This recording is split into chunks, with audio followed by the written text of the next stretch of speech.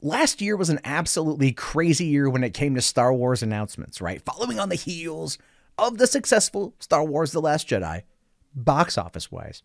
Anything else is really up for debate at this particular point in time for how successful that movie's been and its long-lasting impact, I believe is a nice word to say on the franchise. What did we get? What did we learn? Well, we heard a multitude of things. We heard an amazing amount of things. Rian Johnson would be getting a Star Wars trilogy of his own, that he would write and direct one and then write and produce the others. No word on that in a year, which is good, because nobody wants it at this point. We heard that James Mangold would be writing and directing a Boba Fett movie. The day before Solo came out in theaters, that's what we heard. People lost their shit. Sound like a cool idea. Maybe wanted him to go and do Obi-Wan, feeling he'd be more in tune for that particular project than not. But still a good idea. Then Solo came out and flopped, which is unfortunate because it was a good movie. But there was one other announcement too. Kind of a crazy left field announcement that just got a lot of people really, really, really excited. More than the other two combined. And that would be that D.B. Weiss and David Benioff, the guys behind, the masterminds of HBO's mega hit series Game of Thrones, would be coming on to Disney to write a series of films. Now, it was a series of films. It was never specifically said what it was. It was never specifically said how many, a series. Now, I pegged it at 5 as an actual anthology, a 5-series arc that would take place over the span of about 10 years, one movie every 2 years. That was my speculation. And I believe I ultimately would be right on that front, provided The Last Jedi hadn't killed the fan base and Solo tanked the way that it did. So we haven't heard anything really out in that world, in that realm for a while. Just that they were still working on it. All we got was confirmation that they're still working on it. Well, this is the week of earnings calls where these big media chiefs are coming out and talking about what's big and answering questions. And of course, the question came up because Game of Thrones Season 8, its final season, hits HBO here in simply 2 months. And I don't know about you, but I'm ready to find out who's going to sit on that damn Iron Throne. We got ourselves a tidbit of information because HBO network president Casey Bloys revealed just how many Star Wars movies Benioff and Weiss would be making. And of course, he says it's a trilogy. He says that it's a trilogy. In fact, his words here are, Dan and David are finishing up the final season of Game of Thrones, and then they're going to return to the Star Wars universe. And when they come out of that, I assume they're going to come back to us. So think about that. Lucasfilm, Kathleen Kennedy, Bob Iger, Alan Horn, went to the two guys as they're finishing up Game of Thrones and said, hey, listen, we want you to do a trilogy.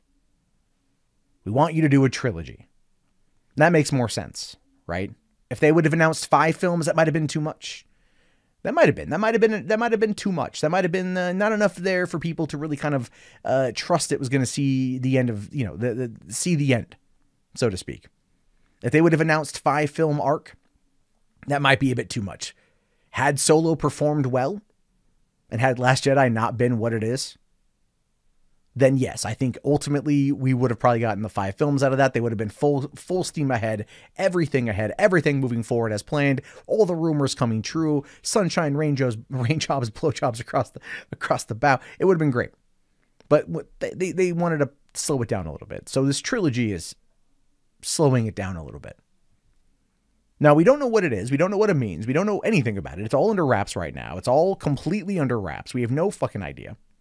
But what we do know is that it's going to be there. It's still in the works. It's still happening. They're almost done with season 8. Then they're going to go over and write and produce these movies. And then they're going to come back to HBO because I don't think HBO is done with them yet. HBO is going to be like, you will produce Game of Thrones until you die. But we as fans of Star Wars are going to get a trilogy. I still hope against hope, if you will, that we get our hands on a KOTOR trilogy. Tell us the story of Darth Revan. You want to make money? You go back to that. Realistically speaking, it's probably not going to happen. but I would love for it to happen. I would love for it to be what we get to see. But these guys are good at adapting properties.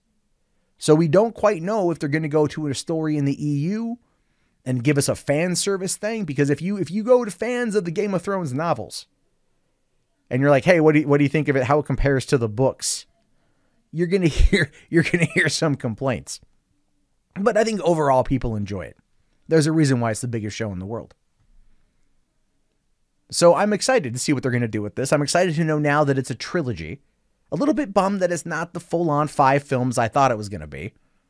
But it makes sense given Iger's desire to want to kind of slow things down a bit. So let's look at it real quick from a possible timeline of when we might see this movie.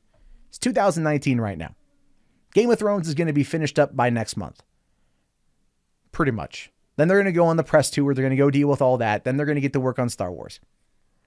Earliest, 2021. We're not going to see it next year. I would argue 2020, probably no Star Wars movies. Maybe I'm wrong. Maybe they give us one wintertime 2020. I would argue maybe they will because they realize now that they need that wintertime rush in order to make the money. A wintertime Star Wars movie will do well. A Memorial Day Star Wars movie, not do well.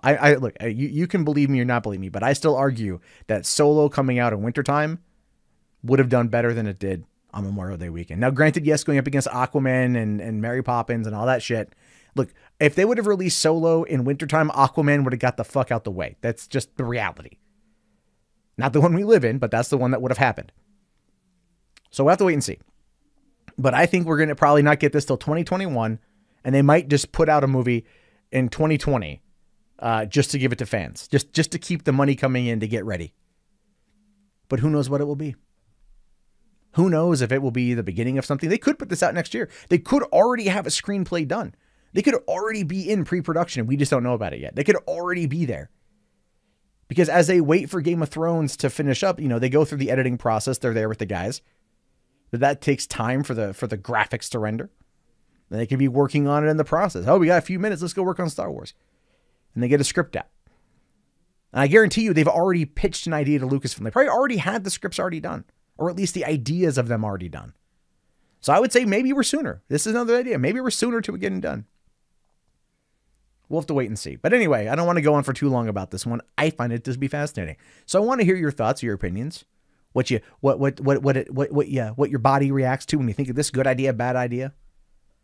Let me know down in the comments. You guys made it this far. Go ahead and type in Star Wars into the chat so I know. Thumbs up the video, subscribe to the channel, and check back often for more content from me. My name, of course, is Matt Jarbo. I'll talk to you guys later. Have yourself a great day, and may the Force be with you. Hey, thank you so much for watching the video. I greatly appreciate it. While you're here, feel free to check out that subscribe button. Help the channel out. Or you can watch any of the newest videos and make sure that you're caught up to date with what's going on in Hollywood and entertainment. So that way, when you're at work tomorrow, you can wow your friends with the information you learned from watching these videos. That's right. I said it. Subscribe.